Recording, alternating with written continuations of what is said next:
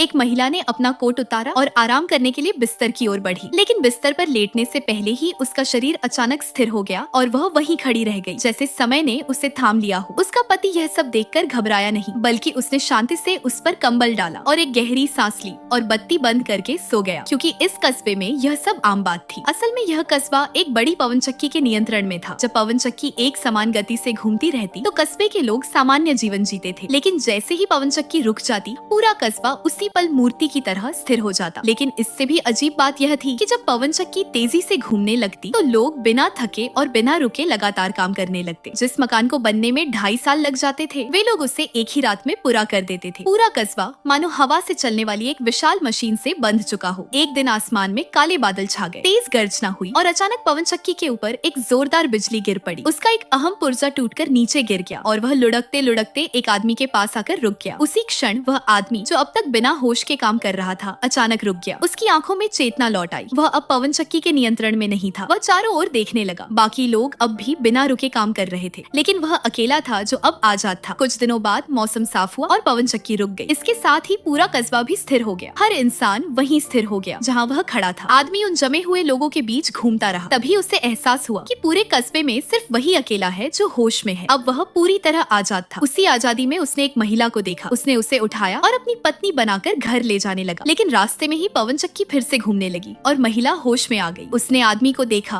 और किसी अनजाने आकर्षण के कारण वह उसी पल आदमी को पसंद करने लगी। कुछ समय बाद दोनों एक साथ रहने लगे, लेकिन पवन चक्की का असर उनकी जिंदगी पर बना रहा। महिला कभी कभी अचानक काम में डूब जाती। आदमी का आधा खाया हुआ खाना भी वह बिना कुछ कहे उठाकर ले जाती। लेकिन सबसे दर्दनाक पल रात के बीच होते, जब दोनों एक दूसरे के करीब आने की कोशिश करते। तभी पवन चक्की अचानक रुक जाती और महिला उसी पल स्थिर हो जाती। इस वजह से आदमी को पूरी रात अकेले जागना पड़ता। ऐसे ही 2.5 साल बीत गए। एक सुबह आदमी ने अपनी प्रेमिका को फिर से उसी हालत में स्थिर खड़ा देखा, लेकिन इस बार उसका सब्र टूट गया। वह कुल्हाड़ी उठाकर घर से बाहर निकला और सीधे पवन चक्की की ओर चल पड़ा। उसने तय कर लिया था कि आज इस पवन चक्की को तोड़ देगा। गाँव वाले उसे रोकना चाहते थे, लेकिन पवन चक्की रुकी हुई होने के कारण वे हिल भी नहीं पा रहे थे। आदमी पूरी ताकत से पवन चक्की पर वार करने लगा। हर वार के साथ उसका गुस्सा निकलता गया। जब वह आखिरी सहारे को काटने ही वाला था कि तभी पवन चक्की फिर से चल पड़ी और गांव वाले उसे रोकने के लिए आगे बढ़ने लगे। उन्होंने आदमी को पकड़ लिया और उसे खाई में फेंकने के लिए ले जाने लगे, लेकिन तभी अचानक पवन चक्की टूट गई और वह सीधे खाई में बहती नदी में गिर गई। बहता हुआ पानी उसके पंखों को घुमाने लगा और पवन चक्की फिर से चलने लगी, लेकिन इस बार उसकी गति शांत और सामान्य थी। गाँव वाले अब सामान्य हो चुके थे, मानो उनको अपनी जिंदगी वापस मिल गई हो। आदमी को कस्बे का नायक बनाया गया और सबसे अच्छी बात यह हुई कि अब वह और उसकी प्रेमिका बिना किसी रुकावट के साथ मिलकर खुशहाल जीवन जीने लगे।